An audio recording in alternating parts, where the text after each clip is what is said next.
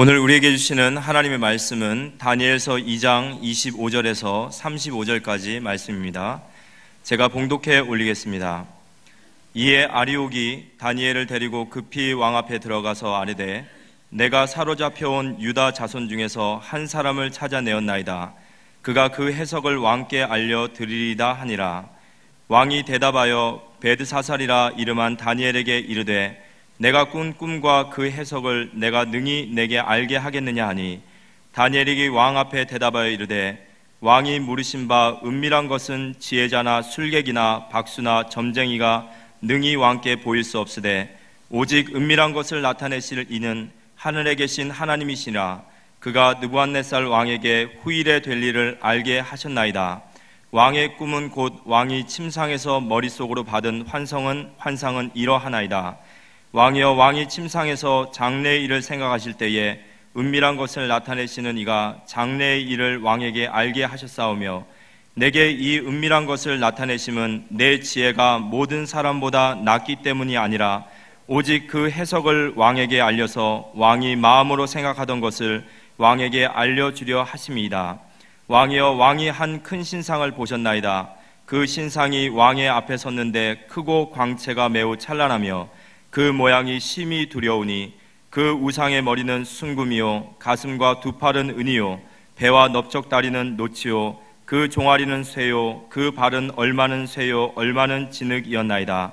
또 왕이 보신즉 손대지 아니한 돌이 나와서 신상의 쇠와 진흙의 발을 쳐서 부서뜨리며 그때의 쇠와 진흙과 녹과 은과 금이 다 부서져 여름 타작마당에 겨같이 되어 바람에 불려간 곳이 없었고 우상의 친 돌은 태산을 이루어 온 세계에 가득하였나이다. 평화를 위하여 했는데 이만희 씨, 신천지 이만희 기사가 4개면에 크게 나왔는데 자기들이 세계를 살리는 같이 이렇게 크게 냈고요. 부패한 종교 세상 새롭게 거듭나는데 앞장설 것이라고 이만희 목사가 아니죠. 이만희 씨가 그렇게 얘기했는데 이것을 이렇게 낸 동아일보의 기자분이 누군지 모르겠는데요. 아마 이 종교에 빠져있는 사람인지도 모르겠고 또 이런 걸 찍으면 이런 신문을 막 대량으로 그 교단에서 사서 이제 돌리기 때문에 아마 돈이 되니까 또 낸 것이 아닌가 생각되어지는데 이 사이비 종교를 우리가 보면서 수십만 명이 저쪽으로 몰려가고 있는 모습을 보면서 건전한 교회는 문을 닫고 있고 교회가 완전히 문 닫고 있는 이 시대에 우리가 애통하는 마음도 없고 정말 가슴을 치는 일도 없고 전도해야 되겠다는 마음도 안 생기고 기도도 안 하고 있으면 하나님의 사람이라고 생각하기 좀 곤란하겠죠. 우리가 왜 기도해야 되고 왜 전도해야 되고 왜 훈련받고 해야 되는지 우리가 하지 않는 사이에 이런 일들이 무성하게 일어나기 때문에 그렇습니다. 밭에 곡식을 심어놓고 길쌈을 안 해주고 잡초를 제거 안 해주면 잡초가 무성해져서 곡식이 안 되는 것처럼 우리가 전도하지 않는 시간에 이런 사이비들이 일어나서 완전히 수많은 사람들을 지옥으로 끌고 가기 때문에 우리가 전도를 해야 됩니다. 화룡이라고 하는 데가 있거든요. 북한하고 접경 지역입니다.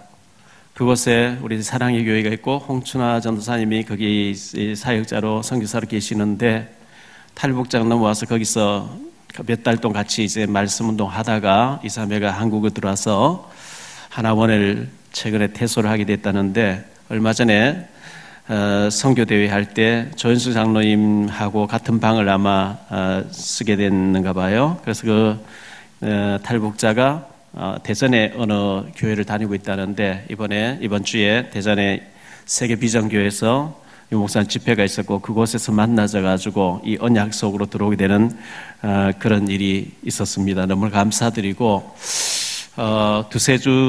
두 주 전인지 세 주 전인지 우리 박소연 전도사님하고 김포 지역에 있는 탈북자들 밀집 지역인데 한번 가보자 이렇게 했는데 우리 박연옥 신학생 그 하나원에서 나올 때 같은 기수로 나온 자매님이 그쪽에 김포지구에 있다 그래서 찾아갔더니만은 화장품 만드는 회사에 출근하고 있었어요. 나이도 이제 뭐 20대 후반인데 나이도 젊고 복음만 깨달으면 참 좋겠다 싶었는데 복음을 제시했어요. 돈을 몇 푼 더 번다고 저녁 7시부터 아침 8시까지 밤에 일하는 일을 하면서 열심히 살아보는 그런 성실한 자매겠죠. 복음을 듣고 예수님 영접하고 이제 CD랑 책을 주고 왔는데 화장품 만드는 회사에 가서 돈 버는 것도 중요하지만 북한을 누가 살리겠느냐. 나이도 젊고 한때 사명자가 돼서 우리 교회에서 100명 이상 탈북 신학생 사명자를 키워내려고 하는데 동참했으면 좋겠다 했는데 금요일 저녁에 기도회를 마치고 박소연 전사 가면서 전화를 했어요. 이 자매를 좀 만나자 해서 만났는데 공부를 어떻게 하면 되는지 이렇게 문의해 왔다고 해서 참 기뻐드렸습니다. 복음 듣고 구원받은 것만도 감사한데 내가 일하고 먹고 자고 이렇게 살다 죽을 인생이 아니고 하나님 앞에 쓰임 받을 준비한다는 거 너무나 중요한 일이죠. 지난 주일 오후에 4시부터 6시까지 제가 대구 선교제일교회에서 세미나 메시지를 해야 되기 때문에 KTX 타고 동대구역에 내려서 택시를 타고 한 30-40분 동안 성서 지역으로 이렇게 가게 됐는데 운전하시는 분이 연세 드신 분이었어요. 실례지만 연세가 어떻게 되시냐 하니까 70이라 그래요. 그렇게 피곤하지 않느냐 하니까 운전을 놔버리면 금방 죽을 것 같아서 힘들지만 한다 이렇게 얘기했어요. 운전석 앞에 보니까 부처상을 조금만 해놓고 염주를 이렇게 들어놨어요. 그래서 기분 나쁘지 않게 제가 이제 얘기를 한 거죠. 부모님 때부터 불교를 믿고 있고 경북 청도에 있는 어느 절에 한 달에 한 번 정도 올라가서 부처님께 공양한다 이렇게 했습니다. 그래서 부처님의 뭘 믿습니까 하니까 부처님 믿고 있고 윤회설 믿습니까? 윤회설 믿는다 이렇게 얘기를 했어요. 부처님이 도를 깨우치고 인간의 모든 욕망이 인간의 모든 고통이 어디서 오느냐 욕망 때문에 오는데 이걸 벗어나는 게 해탈이라는데 부처님 도를 깨우치고 난 뒤에 인도에 갔더니만은 인도에는 힌두가 있고 카스트 제도가 있는데 이 피라미드 계급 사회가 이 피라미드가 생겼는데 제일 아래층의 사람들은 족보도 없을 정도로 인권이 없고 무시당하고 짓밟히고 하는데도 한 사람 데모하지 않고 순응하는 것이 왜 그런지 아십니까? 전생을 잘못 살아왔기 때문에 그렇습니다. 데모하거나 이렇게 항의하거나 하면 다음에 또 그렇게 태어나기 때문에 그게 카스트 제도고 그걸 보고 윤회설이라 하는데 부처님이 그게 틀렸다 제일 나쁜 제도다 얘기했다가 추방당한 거 아십니까? 부처님이 제일 나쁘다는 것을 믿으면 되겠습니까? 제가 쭉 얘기하니까 이분이 그렇습니까? 그렇습니까? 내릴 때 되니까 목사님 오늘 부처님에 대해서 불교에 대해서 얘기를 잘 해주셔서 고맙고요. 제가 70년 동안 섬겨온 부처님이고 불교인데 집에 가서 목사님 오늘 얘기를 내가 굉장히 꼼꼼하게 많이 생각해야 될 것 같습니다. 나머지는 어떻게 하시는지 모르겠고요. 그렇게 했어요. 강의 마치고 택시 타고 다시 동대구역으로 KTX 타기 위해서 오는데 아주 그 덩치가 좋은 분이 탔어요. 운전하고 있어요. 나이가 제 또래밖에 안 돼 보이는데 물어보니까 68세라고 얘기했어요. 매형도 장로님이고 누구도 장로고 부인도 교회 다니고 애들도 교회 나가는데 종교는 자유니까 너 믿고 싶으면 아무거나 믿어라 이렇게 하고 본인은 교회를 나가지 않고 주일날 일요일날 쉬게 되면 수석주로 돌주로 다니고 산에 약초캐러 다니고 이렇게 한다 이렇게 했어요. 불의를 보면 못 참고 젊은 사람들이 어른들하고 다투면 무조건 가서 경상사투리로 아구통을 날리는 내가 정의의 사나이입니다 이런 얘기예요. 그래서 그런 가운데 운명사주 팔자가 뭐며 영혼이 뭐며 육신은 뭐며 쭉 이제 복음을 제시하고 왜 예수님을 그리스도로 아는지 전하니까 이번에 굉장히 이제 충격적으로 복음을 받았어요.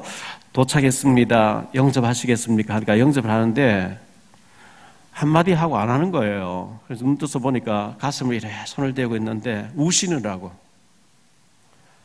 영접을 하고 난 뒤에 12,000얼마 나오는데 15,000 돈을 안 받겠다는 거예요. 나를 구원시켜주고 목사님께 돈을 어떻게 받게? 그거 안 받으시면 안 된다고. 5,000짜리 있어서 15,000원 드리려고 내렸는데요. 그분이 생명 얻은 줄 믿습니다. CD를 전달하고 이렇게 했습니다. 제가 제일 행복한 때는 복음 전할 때가 제일 행복해요. 생명이 살아나는 그것만큼 행복한 게 없어요. 그 다른 데는 관심도 안 가요.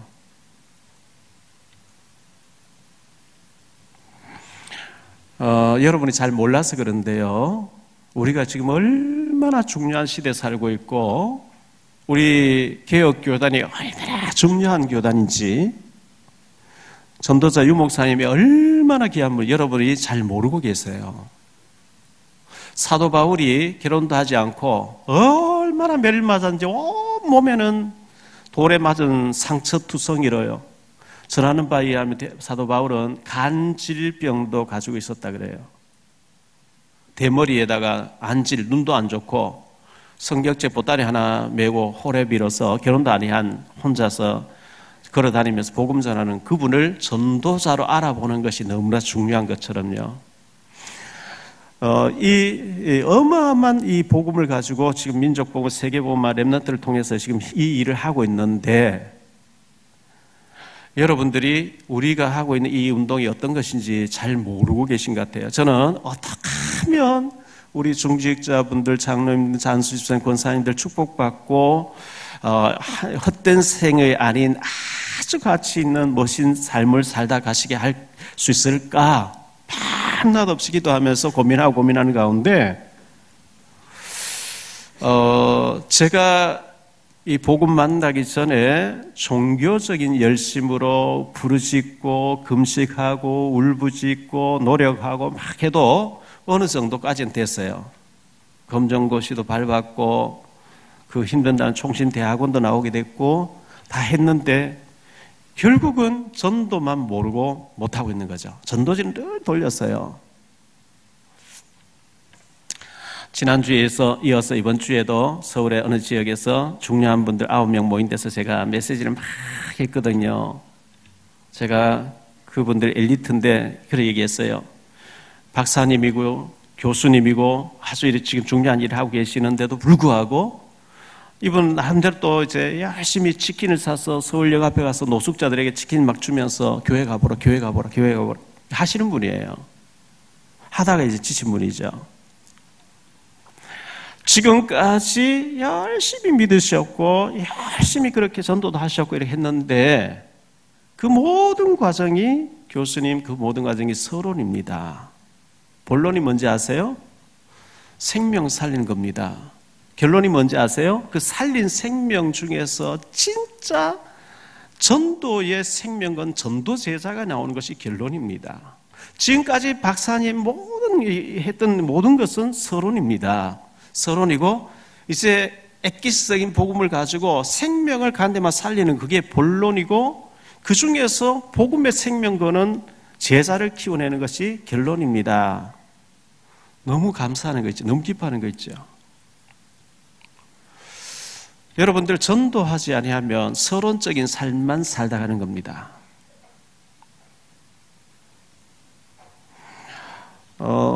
정말 여러분을 사랑하는 마음에서 제가 하나님 대신해서 여러분 얘기합니다. 훈련 중지자 대학원도 들으시고 집중전도 신학원도 들으시고 앞으로 1차 합숙훈련 다시 할 거예요. 언제까지 훈련 받으셔야 되느냐? 되어질 때까지. 훈련 받으시고 헛된 삶을 살다 가지 않는 본론과 결론의 열매 맺고 천국 가는 축복이 있게 되시기를 축원합니다. 우리가 옛틀을 깨고 새 틀을 갖춰야 된다 했는데요. 옛틀을 깨는 것을 거창하게 생각하지 마시고 제 생각입니다. 3층에서는 예배가 안 되느냐? 3층도 좋은데요. 3층에 잘 보이지 않는 저 뒤에 앉아 계신 분들 다음 주에는 제일 앞자리로 오세요. 여기요.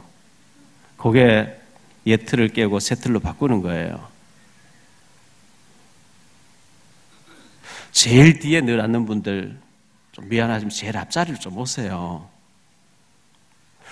수요 예배, 금요 기도에 새벽 기도 잘 안 나오시지 않는 분들 작은 그런 좀 변화를 가져오세요.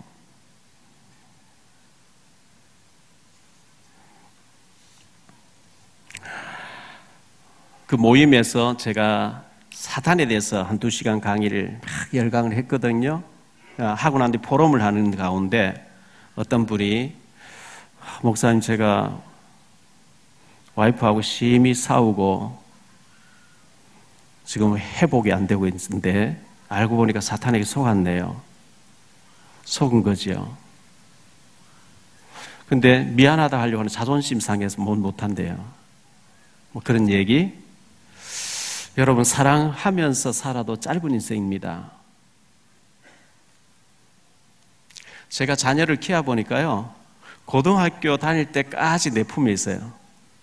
대학 가버리면 이미 성인이 돼가지고 거의 이제 세상 문화와 내 품을 떠나요.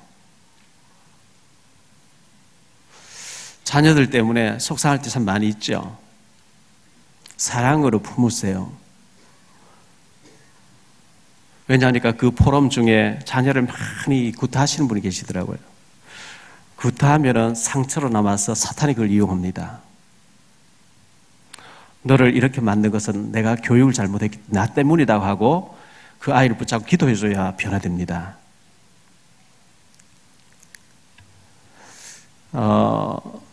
로마서 16장 19절 20절에 선한 데 지혜롭고 악한 데 미련할 때 사탄이 무릎 꿇어버린다 했는데 제가 그분에게 먼저 미안하다 하십시오.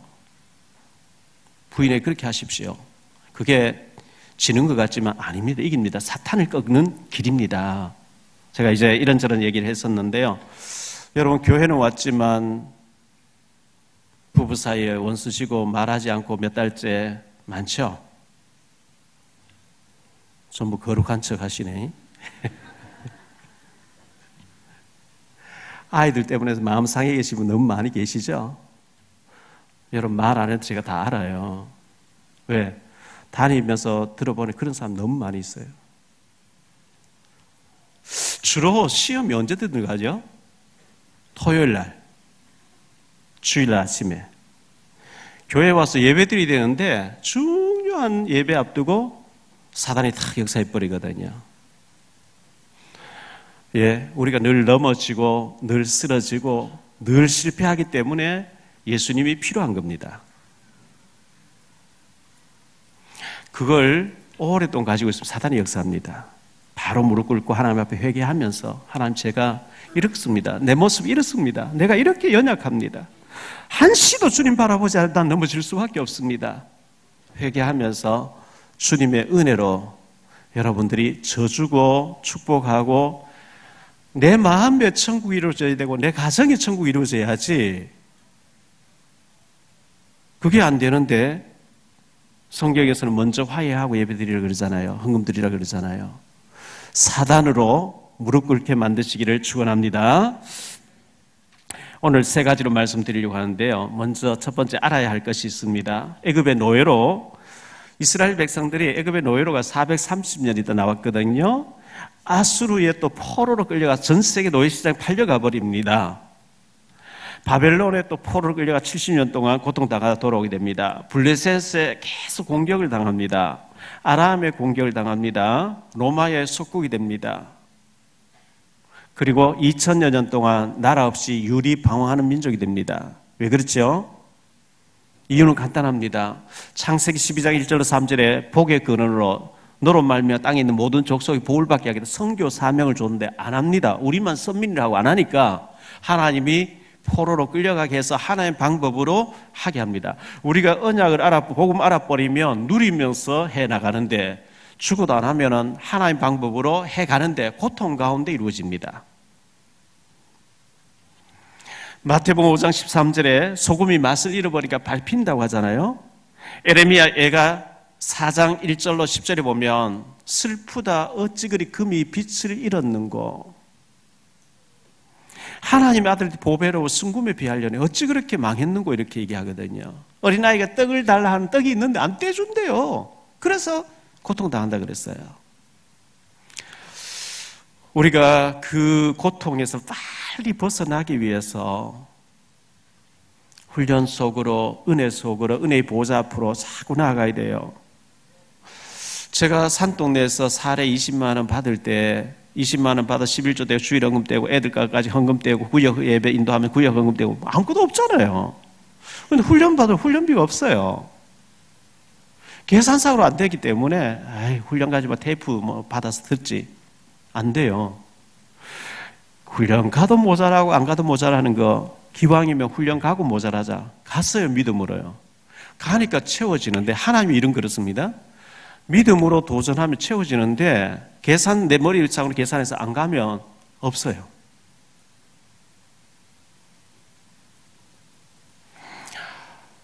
이 복음, 예수 그리스도 십자가의 복음이 굉장한 거 아닙니까? 제가 지게꾼 돼야 되고, 진짜 노숙자 돼야 되고요. 잘 되면 진짜 분식점에서 라면 끓이고 이렇게 해야 되는데, 하나님 앞에 엎드려 기도하고 울부짖고 하면서 성경 보니까 희망이 보는 거예요. 내 자신과 환경 보면 절망밖에 안 나와, 눈물밖에 안 나와, 한숨밖에 안 나왔어요. 제가 하하하 웃을 수 있는 얼마 안 됐어요. 워낙 눌려가지고요.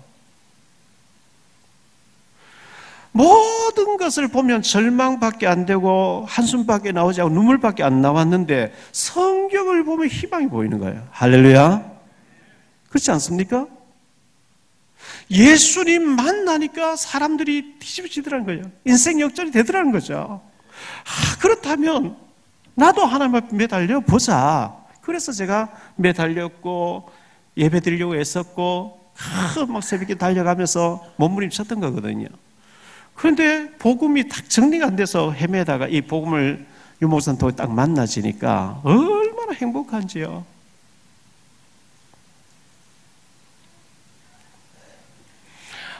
책까지 뭐라고 여기저기 가서 강의를 하고요. 4월 17일 날 독일에서 합숙훈련 인도하고 밀라노로 옮겨가지고 집회 참석하고요. 5월 마지막 주에는 아프리카 가서 두 군데 가서 집중신학원에 강의하고 오라 이렇게 또 지시를 받았는데요. 제가 잘한다는 절대 아니고요. 주님의 은혜 아니면 살 수 없다고 매달리고 주님 바라보고 은혜 받으니까 하나님이 해주시는 줄 믿습니다. 제가 받았던 은혜와 그 축복을 여러분이 나눠주고 싶고 다른 방법이 없어요. 훈련 속으로 들어서서 훈련 받으시고 훈련 받은 걸로 끝나버리면요 뭐가 같으냐, 농사 지어놓고 익어서 낫을 떼고 수확을 해야 되는데 수확 하나 밭에 그냥 버려두고 방치해 놓는 한 가지예요. 실컷 1년 동안 땀 흘려 깎아놓고 수확 안 해버리면 안 되잖아요. 우리가 훈련받고 은혜 받은 걸 만나지는 사람에게 적용시키면서 응답 축복으로 이제 열매를 맺어야 되는 거죠. 꼭 말씀드립니다. 중지자 대학원에 승리하시고요. 그리고 집중전도신학원에 훈련 받으셔서 언제까지 되어질 때까지 받으세요. 천국한 날까지 해야 됩니다.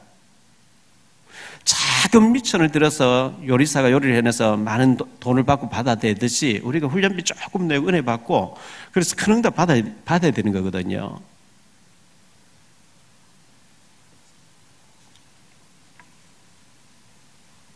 두 번째, 다니엘의 꿈 해석입니다.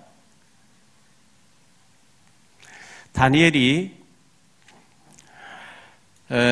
주전 BC 586년에 남조 유다가 바벨론에 포로로 끌려가고 성전을 불타고 망해버렸습니다.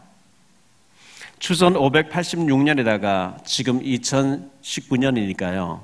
지금부터 한 2600여 년 전의 일이겠죠. 10대 소년으로서 다니엘과 세 청년이 바벨론에 포로로 끌려갔는데 그 바벨론이 그 당시 최강대국입니다. 우리가 점령한 저 유대 나라에 섭정을 하기 위해서는 그 문화도 알아야 되겠고 하니까 똑똑한 아이들을 특수훈련시켜가지고 왕이 지시할 때 그 정책을 반영할 수 있도록 몇 명을 골라라. 그 사이에 다니엘과 세 청년이 선발된 겁니다. 왕이 내리는 특별한 음식, 우상 앞에 절하고 우상 앞에 드려진 그걸 주는데 다니엘은 지난주에 우리 생각한 대로 우상의 제물을 먹지 않겠다 하고 환관장이 구하니까 하나님 얼굴에 더 광채가 나게 해서 우상의 제물을 먹지 않도록 했다 그랬죠. 느부갓네살 왕이 꿈을 꾼 겁니다. 2장 1절로 49절까지 나오는데 길어서 시간을 우리가 절약해야 되기 때문에 다 읽지 못했는데요. 2장 1절에 보니까 느부갓네살 왕이 꿈을 꾸었습니다. 집권한 지 2년 만에요. 꿈에 보니까 하나님이 불신자에게 강대국에 앉혀놨을 때 뭐 일을 이루시려고 확실한 꿈을 줬는데 이 번민하는 거예요. 잠을 못 자요. 그 꿈 때문에요. 그래서 잠을 못 자면서 2절에 보니 꿈을 설치 잠을 못 자면서 모든 술객과 박수들 점장이들과 술객들을 불러가지고 내 꿈을 알아맞혀라, 해석해달라. 근데 해석 못하면은 5절에 보니까 몸을 쪼갤 것이라. 그래서 이 박수들과 술객 전부 하는 말이 왕이여 어떤 꿈을 꾸었다고 알려주면 우리가 해석해드리겠습니다. 그러니까 왕이 그걸 인정하지 않고 알아맞히고 해석하라는 거예요. 그러니까 11절에 보니까 한 사람도 육신을 입고 있는 사람 그거 할 사람 없다는 거예요. 신들 외에는 그거 못합니다. 그리고 우리에게 이렇게 알아맞히는 사람 왕이 한 번도 없었습니다. 어떻게 꿈을 꾸었다 이렇게 했지 알아맞히고 해석하라는 한 번도 없었습니다. 말씀해 주세요. 그리고 왕이 너무 화가 나서 다 몸을 쪼개라 이래가지고요 다니엘도 죽이려고 찾았더라. 13절에 보면 찾았더라 이렇게 있어요. 창세기 41장에 보면 요셉이가 애굽의 노예로 팔려갔다가 누명석 감옥에 종신형을 받고 있는데 바로 왕이 꿈을 꾸잖아요. 꿈을 꿨는데 살찐 소 7마리에게 아주 파리한 소가 나와서 잡아먹는 꿈. 이삭에 충실한 이삭단이 있는데 아주 쭉정이 이삭이 나와서 충실한 이삭을 잡아먹는 꿈을 꾸고 이 꿈을 해석하라고 하는데 아무도 못하니까 왕의 그 술 영치 파티를 담당하는 장관이 감옥에 있다가 그걸 이제 요셉 꿈 해석을 통해서 2년 전에 나왔는데 왕이여 내가 2년 전에 감옥에 있을 때 히브리 종 하나가 있었는데 기가 막히게 잘 맞추는 종을 내가 보았으면 데리고 오겠습니다. 이래가지고 요셉이가 꿈 해석을 해서 총리가 되잖아요. 요셉이가 참 꿈 해석을 잘했는데 근데 그것을 설명할 때 알아맞힌 건데 다니엘은 지금 현재 이 느부갓네살과 꿈을 꾸고 꿈 얘기를 안 하면서 알아맞히고 해석하라는 거예요. 다니엘과 그 친구들도 죽이려고 찾았더라. 다니엘이 어떻게 합니까? 14절에 그때 왕의 근위대장 아리옥이 바벨론 지혜자들을 죽이려 나가매 다니엘이 명철하고 슬기로운 말로 왕의 근위대장 아리옥이 물어 이르되 왕의 명령이 어찌 그리 급하냐 하니 아리옥이 그 일을 다니엘에게 알리매 다니엘이 들어가서 왕께 구하기를 시간을 주시며 왕에게 그 해석을 알려드리리이다 하니라. 이에 다니엘이 자기 집으로 돌아가서 자기 그 친구 하나냐와 미사일과 아사랴에게 그 일을 알리고 하늘에 계신 하나님이 이 은밀한 일에 대하여 불쌍히 여기사 다니엘과 그 친구들이 바벨론의 다른 지혜자들과 함께 죽임을 당하지 않게 하시기를 그들로 하여금 구하게 하니라. 이에 이 은밀한 것이 밤에 환상으로 다니엘에게 나타나 보임에 다니엘이 하늘에 계신 하나님을 찬송하니라. 보세요. 다니엘이 혼자 기도해도 되지만 그 친구 동력자 3명에게 합심기도 해달라 그랬거든요. 마태복음 18장 18절 20절에 보면 두세 사람이 모여서 내 이름을 기도하는 곳에 내 너희와 함께 하마. 혼자 기도하면 안 되느냐? 혼자 해도 되지만 장작개비가 혼자서는 잘 안 타요. 포개지면 잘 타는 것처럼 두세 사람이 합심 기도할 때 하나님이 더 기도 응답하실 것을 말씀했는데 뭐 죽게 됐으니 기도할 수밖에 없었겠죠. 집중해서 기도하니까 그날 밤에 바로 하나님께서 다니엘에게 환상을 딱 보여주시는 거 있지요. 느부갓네살 왕이 꿈을 꾸었던 건 환상을 딱 보여주는 거예요. 그래서 다니엘이 하나님께 경배하고 난 뒤에 24절에 보니까요. 이에 다니엘이 바벨론 지혜자를 죽이라 명령한 아리옥에게 가서 그에게 이같이 이르되 바벨론 지혜자를 죽이지 말고 나를 왕의 앞으로 인도하라. 그리하면 내가 그 해석을 왕께 알려드리리라 하니 이에 아리옥이 다니엘을 데리고 급히 왕 앞에 들어가서 아뢰되 내가 사로잡혀 온 유다 자손 중에서 한 사람을 찾아내었나이다. 그가 그 해석을 왕께 알려드리리라 하니라. 왕이 대답하여 벨드사살이라 이름은 다니엘에게 이르되 내가 꾼 꿈과 그 해석을 네가 능히 내게 알게 하겠느냐 하니 다니엘이 왕 앞에 대답하여 이르되 왕이 물으신 바 은밀한 것은 지혜자나 술객이나 박수나 점쟁이가 능히 왕께 보일 수 없으되 오직 은밀한 것을 나타내실 이는 하늘에 계신 하나님이시라. 그가 느부갓네살 왕에게 후일에 될 일을 알게 하셨나이다. 왕의 꿈 곧 왕이 침상에서 머릿속으로 받은 환상은 이러하니이다. 왕이여 왕이 침상에서 장래의 일을 생각하실 때에 은밀한 것을 나타내시니가 장래의 일을 왕에게 알게 하셨사오며 내게 이 은밀한 것을 나타내심은 내 지혜가 모든 사람보다 낫기 때문이 아니라 오직 그 해석을 왕에게 알려서 왕의 마음으로 생각하던 것을 왕에게 알려주려 하심이니이다. 다니엘이 얘기하죠. 내가 다른 사람보다 지혜가 뛰어나기 때문에, 내 능력이 특출하기 때문에 된 게 아니고 하나님이 왕에게 꿈을 꾸게 하시고 하나님이 그 알리게 하시려고 제게 알려주셨습니다. 여러분, 결정적인 순간에 하나님을 높여드리시기 바랍니다. 창세기 41장 요셉도 꿈 해석할 때요, 내가 꿈 전문가 아닙니까? 이렇게 얘기하는 게 아니고 하나님이 바로 왕에게 평안한 대답을 주실 것입니다. 하나님을 높여서요.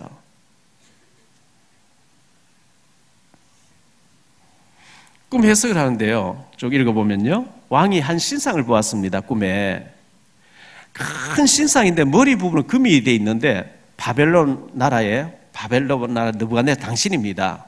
이 바벨론이라는 나라는 지금 이라크라는 나라인데요, 지금부터 한 3,000년 전에 2,500년 전에 이라크라는 나라는 세계 최강대국이었습니다.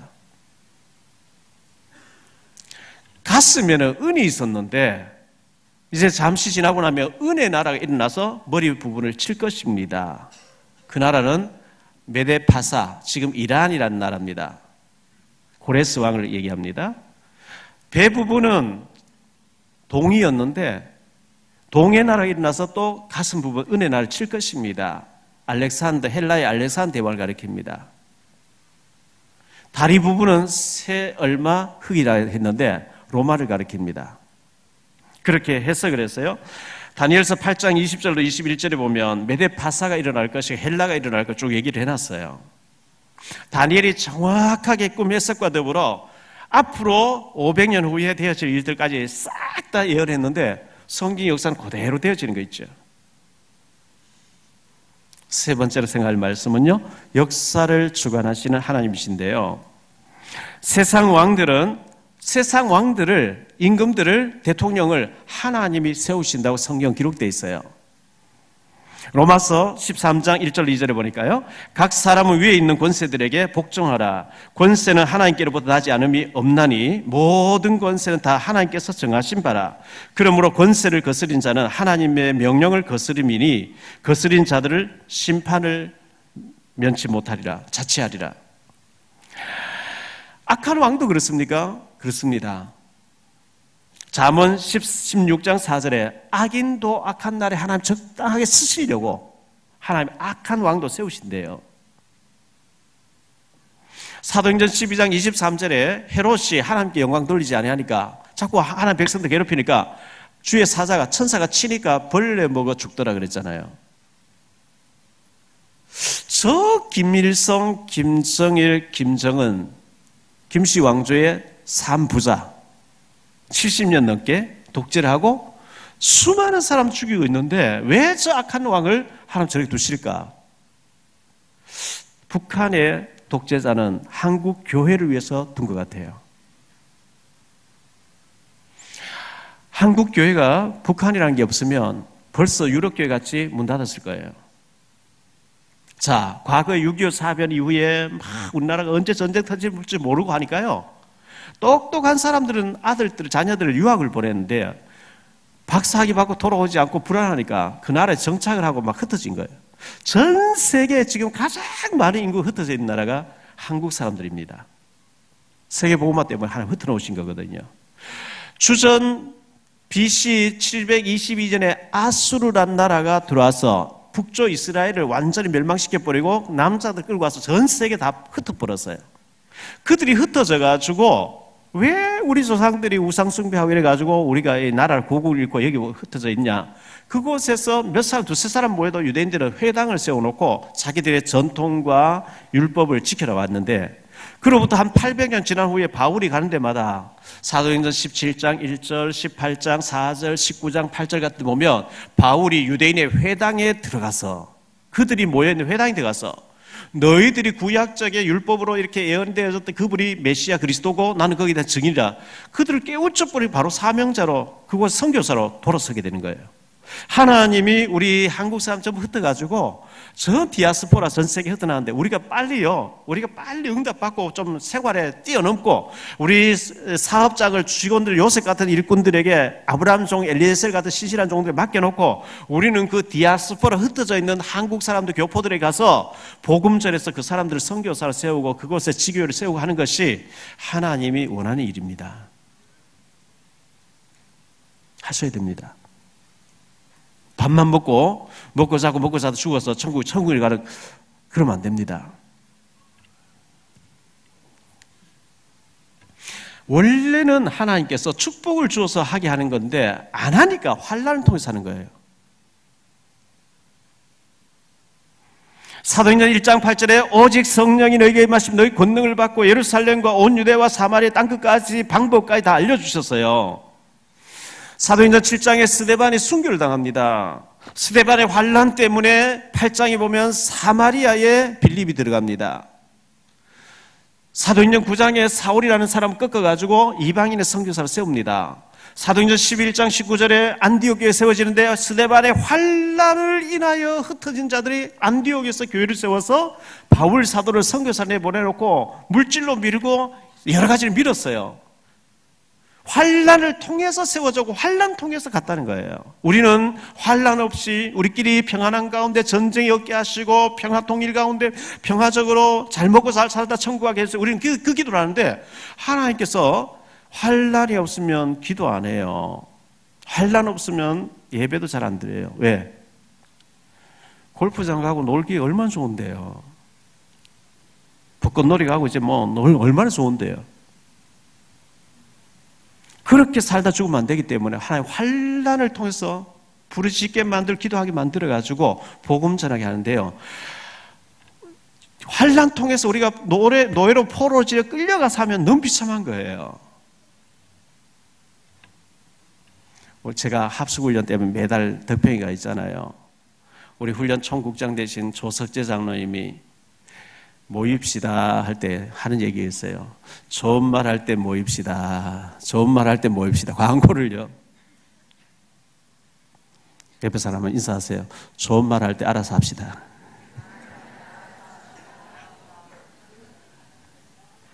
축복 가운데 해야 되는데 안 해요.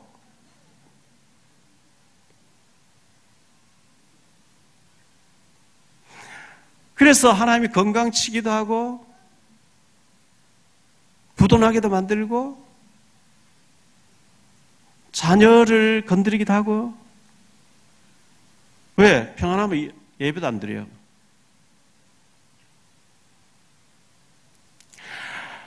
평안한 가운데 축복받아서 하나님 기뻐하신 일에 쓰임받게 되시기를 축원합니다. 환난 당해 하는 것은 굉장히 미련한 방법이에요.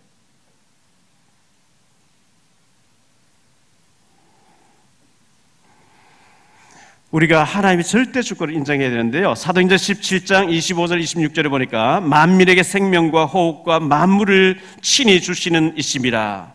인류의 모든 족속을 한 혈통으로 만드사 온 땅에 살게 하시고 그들의 연대를 정하시며 거주의 경계를 정하셨나니. 하나님이 우리의 호흡을 주관하신대요. 시편 104편 29절에 하나님이 우리 호흡을 걷어가시면 오늘이라도 우리는 하나님 먼지로 돌아갈 뿐입니다. 이렇게 고백하고 있어요. 결론적으로 말씀을 드립니다. 하나님의 절대 주권을 우리가 인정해야 됩니다. 마태복음 10장 29절에 새 한 마리 날아가는 것도 하나님 허락 없이 떨어지는 법이 없다. 이렇게 말씀하고 있죠. 바벨론, 페르시아, 헬라, 로마 하나님이 일으켰습니다. 그걸 통해서 막 박해도 왔습니다. 박해도 왔는데 박해를 통해서 환난을 통해서 흩어져가 복음 전하러 하나님 하신 거거든요. 포로로 막 끌려갑니다. 속국이 돼서 막 끌려갑니다. 왜? 안 가니까 우리끼리만 하나님 믿고 우리끼리만 천국 가고 우리끼리만 하니까 하나님이 흩어가지고 전하게 하시는 겁니다. 사자굴에 풀무불에 들어가서 하나님 사랑을 알리게 하는, 그 원래 하나님 원하는 방법이 아닙니다. 하나님은 항상 강대국을 통해서 일하셨는데요. 우리 자녀들을 믿음 확실하게, 그리고 완전히 엘리트 교육을 딱 시켜가지고 왕 앞에 설 정도로, 일본 가보세요. 전부 우상입니다. 길거리 집집마다 너무 우상이 많아요. 일본 왕을 천황이라 합니다. 하나님이라 합니다. 정신병 우르르거립니다. 뭐 때문에 계속 지진이 일어나고 뭐 때문에 환란이 계속 정신병자 모릅니다. 그 사람들은 가서 다 합니다. 그들에게 가서 복음 전할 우리 랩런트를 키워내야 됩니다. 우리 주변에 미국은 좀 떨어져 있고요. 중국, 일본, 러시아, 인도 강대국들입니다. 저기에 들어가서 왕 앞에 설 정도로 우리 자녀들을 딱 규모 있게 엘리트 교육과 최고 영적 선미로 키워내면 성경에 나오는 인물들은 전부 왕 앞에 섰어요. 우리 자녀들을 그렇게 키워내야 되고요. 그리고 기도의 중요성을 여기서 알려주고 있죠. 다니엘과 세 청년이 하나님 앞에 막 작정 기도하니까 하나님이 환상에 느부갓네살 왕이 꿈으로 봤다고 다 알려줘 버리겠죠. 역사를 주관하시는 분은 하나님이십니다. 우리나라 언제 통일돼야 될지, 통일되면 교회 문 닫을 것 같으면 하나님이 전쟁을 통해서 흩어가지고 하게 하시겠죠. 우리가 환난 당해가 하는 것보다는 축복 속에 할 수 있는 축복이 있게 되기를 바랍니다. 우리가 내 자신이 먼저 살아서 막 전도자로 증인으로 살고 우리 자녀들을 왕 앞에 세울 준비를 하고 또 우리가 복음 때문에 우리나라가 망하지 않도록 우리가 하면 하나님이 자녀 공부 잘하는데 부모가 심심한데 우리 아들 딸을 한번 해볼까? 그런 부모 없어요. 하나님이 알아서 우리가 복음 잘 전하는데 일부러 환난 줄 그런 분은 아니거든요. 복음 때문에 하나님 모든 걸 돌리신다는 기억하시고 하나님 앞에서 전도와 선교 쓰임받게 되시기를 바라고요. 제가 지난번에 안산에서 합숙훈련 할 때 다민족 문화 센터장 되시는 분을 만났어요. 송도에 와서 이분이 좀 하셨는데 다음 주 오후 예배 때 오셔가지고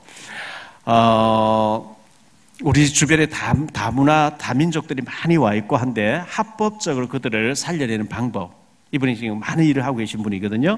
그래서 다음 주 오후에 들으시고 난 뒤에 우리가 여러분의 삶의 균형 깨지는 게 아니고 하면서도 주변에 와 있는 사람들을 살려내는 일에 쓰임받는, 그래서 하나님이 기뻐하시는 삶을 살게 되는 전도자의 삶이 우리 모두에게 있어지게 되기를 예수 이름으로 축원합니다.